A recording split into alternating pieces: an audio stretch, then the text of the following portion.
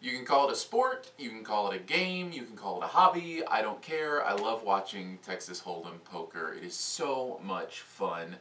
And it is on TV on ESPN, but I have to tell you, I'm really falling in love with watching live poker. Now, it's an interesting animal because unlike other sports, poker is a game that lasts over hours. For instance, the main event is going on right now.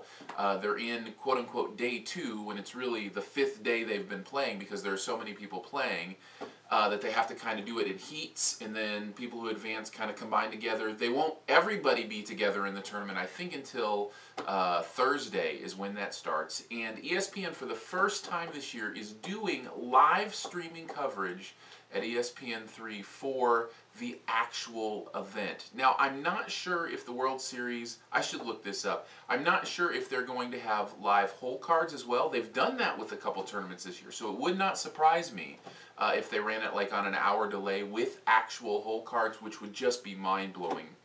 So much fun to watch. But even without seeing the hole cards, and if you don't know what those are, it's the 2 cards you get dealt that you're supposed to know what they are and nobody else does.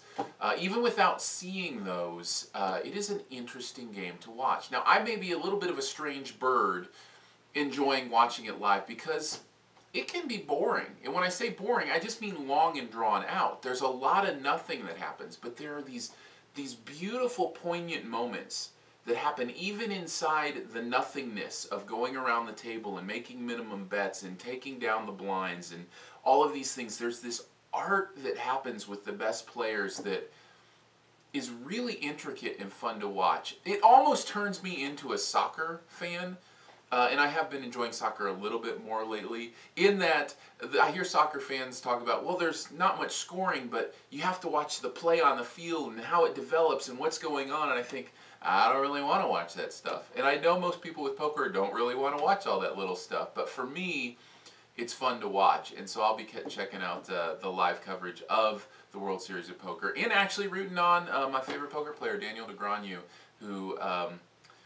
he is the reason I fell in love with Texas Hold'em poker. He's a smart guy, he's entertaining, and he has fun at the table, which I love seeing, and he'll make these amazing calls and these amazing reads on people, and it's a real gift. And he's had a horrible World Series, by the way, which you may not know is actually over 50 events over the course of a month that are played, and he has done really poorly this year. I think he's only cashed twice, whereas most years he'll cash several times and maybe win a bracelet, but he has not done that this year. I know I'm speaking a lot of poker jargon.